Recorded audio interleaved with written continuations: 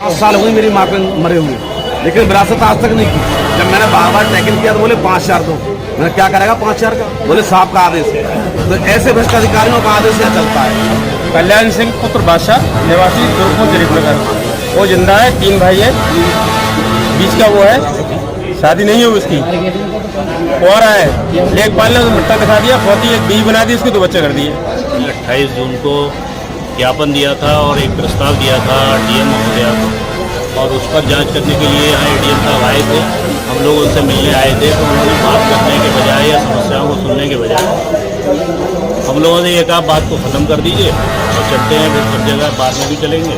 तो ठियाबंदी महीनों तक सालों तक ठियाबंदी नहीं होती और बहुत पैसे लिए जाते हैं, काश्तकार को बहुत परेशान किया जाता है। एसडीएम साहब का कोई अंकुश नहीं है इस पर। मैं भी समझ रखता हूँ कि हड़ताल हो सकती है अगर हमारी मांग नहीं मांगी गई।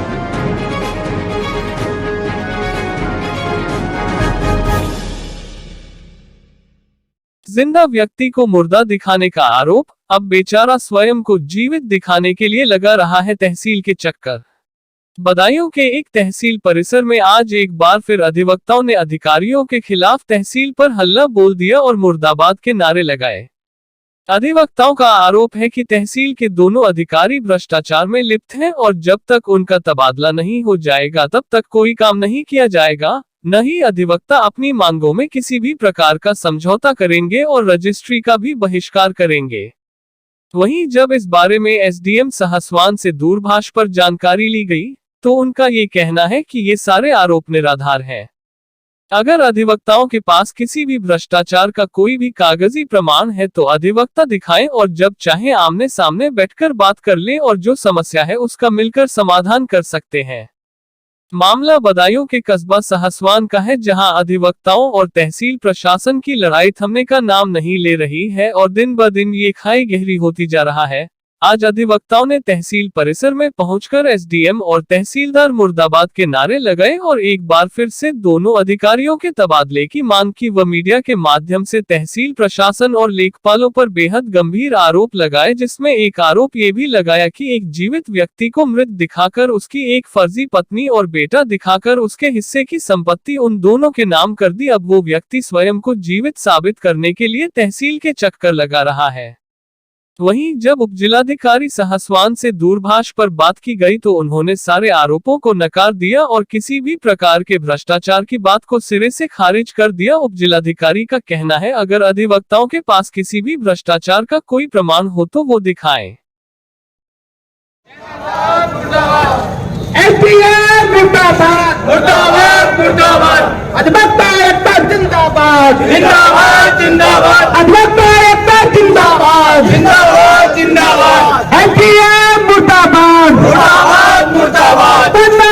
नहीं चलेगी, नहीं चलेगी, नहीं चलेगी, नहीं चलेगी, नहीं चलेगी, नहीं चलेगी। भ्रष्टाचार बंद करो, बंद करो, बंद करो, भ्रष्टाचार बंद करो, बंद करो, बंद करो। अधिवक्ता एकता जिंदाबाद, जिंदाबाद, जिंदाबाद, अधिवक्ता एकता जिंदाबाद, जिंदाबाद, जिंदाबाद, एसडीएम मुर्दाबाद, मुर्दाबाद, मुर्दाबाद,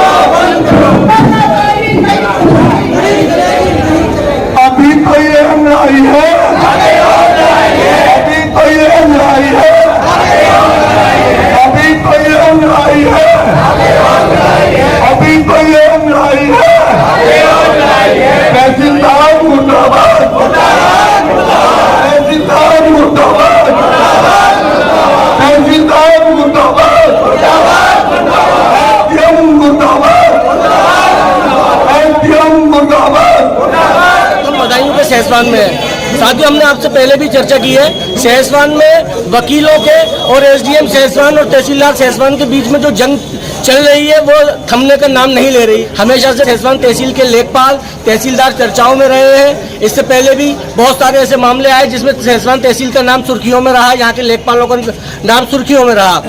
इस वक्त हम सहसवान तहसील में खुद आए देखने की कि आखिर यहाँ पर क्या चल रहा है। जब हमने लोगों से बात की तो पता ये चला कि यहाँ पर सारा कामकाज ठप पड़ा है, वकीलों की हड़ताल से सारे कामकाज ठप पड़े हुए हैं। जब हमने वकीलों से इस बारे में जानना चाहा तो वकीलों का एक ही सिर्फ कहना है कि अगर यहाँ से एसडीएम सहसवान और तहसीलदार सहसवान जब तक यहाँ से जाएंगे नहीं, हम कोई भी काम नहीं करेंगे। तहसील सहसवान भ्रष्टाचारियों का अड्डा बन चुकी है और वकीलों ने ये लड़ाई लंबी लड़ने की ठान ली है। इस वक्त सहसवान के सारे वकील यहाँ तहसील परिसर में मौजूद हैं और यहाँ पर एसडीएम मुर्दाबाद और तहसीलदार मुर्दाबाद के नारे लगाए जा रहे हैं और वकीलों की सिर्फ एक ही मांग है कि इन दोनों अधिकारियों का यहाँ से ट्रांसफर।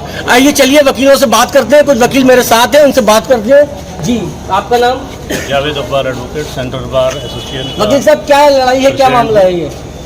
जो यहाँ भ्रष्टाचार चल रहा है और जो अनियमितताएं चल रही हैं यहाँ केस वर्क में, ख़ासतौर से मुकदमा की कार्रवाई में, उसके सिलसिले में हम लोगों ने 28 जून को ज्ञापन दिया था और एक प्रस्ताव दिया था डीएम महोदया को, और उस पर जांच करने के लिए यहाँ एडीएम साहब आए थे। हम लोग उनसे मिलने आए थे तो उन्होंने बात करने के बजाय या समस्याओं को सुनने के बजाय हम लोगों ने एक आप बात को ख़त्म कर दीजिए और चलते हैं, फिर सब जगह बार में भी चलेंगे। हमने कहा बार में चल के आप हमारे सीनियर लोग हैं, उनसे समस्या समझ लीजिए क्या समस्या है सीनियर्स के साथ जो आ रही है। तो वो वहाँ मिलने नहीं आए। उसके बाद हम उनकी शिकायत लेकर और यहाँ जो चल रहा है उसकी शिकायत लेकर उत्तर प्रदेश बार काउंसिल के अध्यक्ष शिरीष मल्होत्रा जी के साथ में कमिश्नर महोदया से मिले थे। उन्होंने कार्रवाई का हम लोगों को आश्वासन दिया था। अब देखिए अभी तक 2-3 दिन हो गए हैं, अभी तक कोई जवाब उधर से नहीं मिला है। बाकी जो हमारी समस्या है उसके लिए हमारे वरिष्ठ जो हैं जितेंद्र यादव जी, आप उनसे जानकारी लें। जितेंद्र यादव जी, क्या है रणनीति, क्या है ये वकीलों के संगठन की? ये है कि यहाँ पर तहसीलदार का और एसडीएम का काफी दिन से समस्या चल रही है।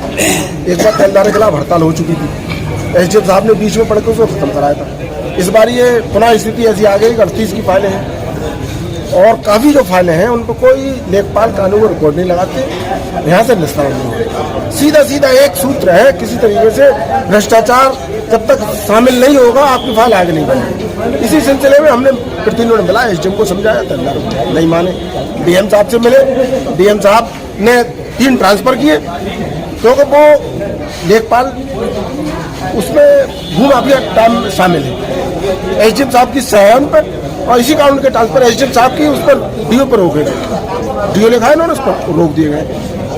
अब हालात ये है, हमने इस संबंध में कमिश्नर साहब से पहले मुलाकात की थी। कमिश्नर साहब ने एडीएम को निर्देश किया था, एडीएम साहब आए, उनका ये कहना था पहले हड़ताल खत्म कराएं आप, इसके बाद हम आपकी सुनेंगे।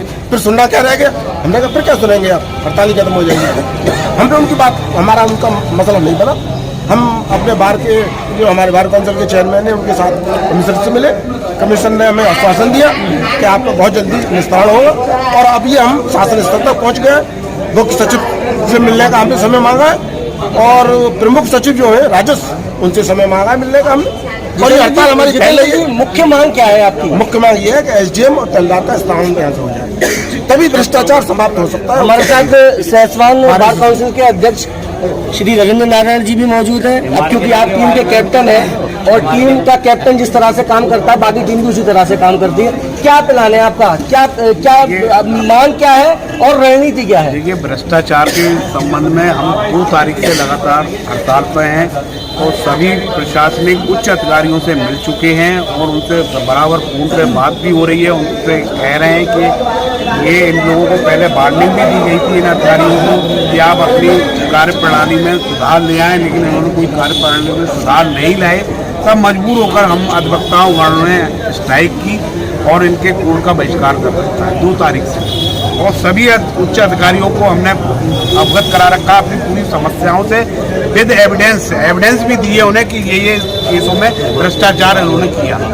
उसके बाद भी हमारी सुनवाई नहीं हो रही है। हम बार काउंसिल के अध्यक्ष के साथ में कमिश्नर साहब से मिल चुके हैं। उन्होंने आश्वासन भी दिया था कि हम बहुत जल्दी आपकी मांग पूरी कर देंगे, लेकिन अभी तक कोई स्पष्ट आदेश कोई यहाँ तक अभी तक नहीं आया है, ना ही कोई उच्च अधिकारी ने कोई हमसे संपर्क किया है। और हमारी मांग जब तक पूरी नहीं हो जाती, सब एकजुट है हम अधिवक्ता का, और हो सकता है कि हमारी पूरी जिले में ही हड़ताल हो जाए। सभी बार की अधिवक्ता का हमसे बराबर फोन पर टच में है और कह रहे हैं कि आप जब कहेंगे हम हड़ताल पूरी कर देंगे। यूपी में भी सब अधिवक्ताओं की हड़ताल हो सकती है अगर हमारी मांग नहीं मांगी है। हमारे साथ एडवोकेट आदेश आपका क्या कहना है? इन्होंने एसडीएम साहब ने रजिस्ट्री के लिए गलत आर्डर कर दिया था इंतखाब के लिए, इसलिए रजिस्ट्री भी हमने 2-3 दिन रजिस्ट्री नहीं हुई, एक भी बैनामे की। और अब ठियाबंदी की पोजीशन ये है यहाँ पर, पहले ठियाबंदी दायर होती थी, एक आदमी ठियाबंदी करता था, अब तो ठियाबंदी महीनों तक सालों तक ठियाबंदी नहीं होती और बहुत पैसे लिए जाते हैं, काश्तकार को बहुत परेशान किया जाता है। एसडीएम साहब का कोई अंकुश नहीं है इस पर, किसी न कानूनों पे न लेखपाल पे किसी भी कोई अंकुश नहीं है। जितने पैसे चाहो, जितने पैसे मन में आए लो, तब ठियाबंदी करने चाहो, ठियाबंदी सही हो या गलत हो। मैं नया मुद्दा बताता हूँ। हमारे साथ एडवोकेट अतर सिंह जी एक गाँव पड़ता है थाना जरीफनगर, गुरुपुर जरीफनगर जी। एक ताज़ा मामला वहाँ का भी लेखपाल है सतपाल सिंह यादव, एक आदमी है कल्याण सिंह पुत्र बादशाह, उससे बेचारा वो जिंदा है, उसे मरना दिखा दिया। बताइए, जिंदा को मरना दिखा दिया। कल्याण सिंह पुत्र बादशाह निवासी दुर्गपुर जरीफनगर, वो जिंदा है, 3 भाई है, बीच का वो है, शादी नहीं हुई उसकी, और है लेखपाल ने उसे मृतक दिखा दिया, फौती एक बीवी बना दी, उसके 2 बच्चे कर दिए। जब उसकी शादी ना हुई तो बीवी कहाँ से, बच्चे कहाँ से आ गए? अब दोनों का नाम फौती हो गई। अब बोलिए ये घूम रहा है कि भैया हम तो जिंदा है और तुमने हमारे नाम बच्चों को बीवी कर दी, ना तो हमारी शादी ना हुई, बीवी कहाँ से, बच्चे कहाँ से आ गए? तो तहसीलदार साहब कह रहे हैं हमने तुम्हारा दिखा दिया, अब तुम ढूंढते करो। अब बोलिए घूम रहा है बेचारा, सबूत है मेरे पास। देखिए ये फाइल रखी इस वक्त, अब इस मेरे पास फाइल इस वक्त रखी है। 3 भाई है, 27 बीघा जमीन है, उसकी जमीन राम बेटी है, ग्राम बेटी, एक नाम के 2 आदमी थे, कल्याण नाम के 2 आदमी थे, नाम का फायदा उठा के दूसरे कल्याण की बीवी नाम जमीन कर दी उसकी। अब घूम रहा है वो, 38 में आते हैं तो कहते रुपये लाओ। अरे काय बात को रुपये लो भाई, तुम जो बताओ, तुमने ही गलती की और तुम ही पैसे मांग रहे हो सही करने के, जिंदा आदमी को मृतक घोषित कर रहे हो। साथियों, जैसा आपने सुना, अभी हमारी वकीलों से चर्चा हुई और एक भ्रष्टाचार की एक चरम सीमा है, पराकाष्ठा है, पैसे लेने का जरिया है। जिंदा लोगों को मृत दिखा दिया जा रहा है और इससे आप अंदाजा लगा सकते हैं। यहाँ पर और भी लोग हैं, यहाँ पर नागरिक भी मौजूद, वकीलों से अलग भी बहुत सारे लोग हैं। मैं भी बताऊंगा आपको, मेरा स्वयं का मामला है। एसडीएम के यहाँ से रिपोर्ट के लिए मैं सेंट्रल बार का महासचिव हूँ। एडीएम से शिकायत की, एडीएम ने एसडीएम को पकड़ा दी, एसडीएम ने दरखास्त दाब के रख ली, फिर दोबारा फिर दी, फिर रख ली। तहसीलदार से ऑर्डर कराया पत्रावली ढलवाने का, वो भी उन्होंने अपने पास रख ली, मतलब कोई कार्रवाई नहीं हुई। ये यहाँ पर देखिए, वकीलों की यहाँ पे शिकायतों का पूरा एक पोर्टली है और इतनी ज्यादा शिकायतें कि हम शायद एक वीडियो में सारी शिकायतें आपको दिखा भी नहीं सकते। यहाँ लोग भी हैं, वकीलों से इतर और भी लोग हैं। आप मैं सेंट्रल बार का महासचिव राकेश कुमार सैनी। जी मेरी खुद की विरासत में सुमित लेखपाल ने 5,000 रुपये मुझसे मांगे। अच्छा, आपकी अपनी विरासत? 5 साल हुई मेरी माँ के मरे हुए, लेकिन विरासत आज तक नहीं की। जब मैंने बार टैकल किया तो बोले 5,000 दो। मैंने क्या करेगा 5,000 का? बोले साहब का आदेश है। तो ऐसे भ्रष्ट अधिकारियों का आदेश यहाँ चलता है। और आप अंदाजा लगा सकते हैं कि वकीलों से भी रिश्वत मांगी जा रही है और हमने देखा है कि बार बार कुछ ऐसे लेखपाल हैं जो बहुत ज्यादा चर्चित है और उन्हीं के नाम अक्सर आते हैं। साथियों, खबरों से जुड़े रहिए, इससे रिलेटेड जो भी और भी अपडेट्स होंगे वो हम आपको देते रहेंगे। बहुत बहुत शुक्रिया, बहुत बहुत धन्यवाद।